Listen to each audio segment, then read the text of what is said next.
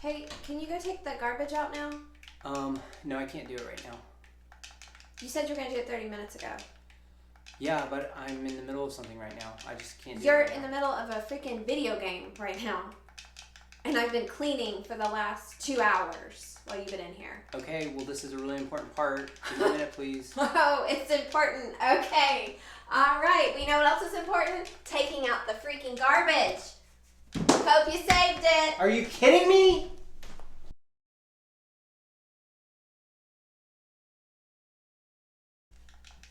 Hey, can you go take the garbage out now? Can I do it in a second? You said that you were going to take it out like 30 minutes ago. Yeah, but I'm in the middle of something. Okay. I'm going to need a minute. Okay. Okay, so I think that this is something we can all relate to. We have probably all had multiple moments in our lives where we said or did something in the heat of the moment when someone did something to us or said something to us that really frustrated us. We tend to go into a mode where we say or do something that we might regret later. And we want to minimize that as much as possible in our relationships so that we can focus on getting to the heart of the issue and not creating more things for us to have to apologize for later. So what's happening in this situation is emotional flooding, or what the Gottmans like to refer to as your nervous system going into overdrive.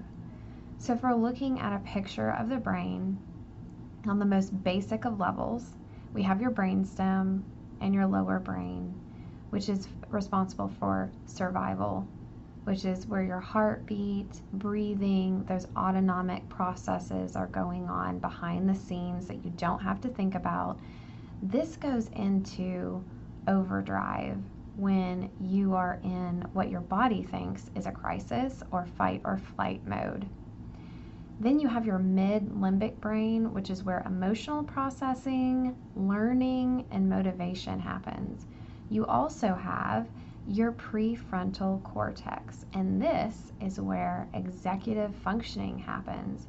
That's where logic, creativity, and, wait for it, problem solving lives. Here's the problem. When your brain is emotionally flooded and you are in fight or flight mode, the sympathetic nervous system, which is the fight or flight, becomes activated, and your prefrontal cortex, where all that problem solving is supposed to be happening, it is diminished.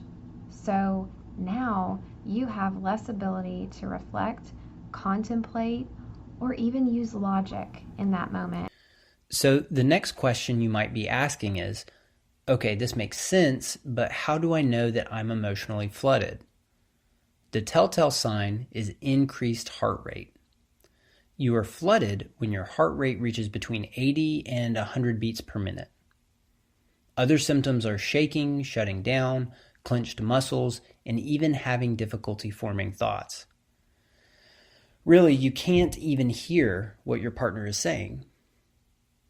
So you know what you need right now? A break, a timeout, whatever you want to call it. It takes about 20 minutes on average for your brain to reset and bring all areas back online. While you're alone, do something self-soothing and distracting. Don't just think about the conflict you're having with your partner, because this is not going to allow your brain to reset. And now that you understand how this works, be proactive. Talk to your spouse about this video and come up with a code to use during a conflict. You might say, okay, we need to press pause on this conversation. I'm flooded and need a timeout.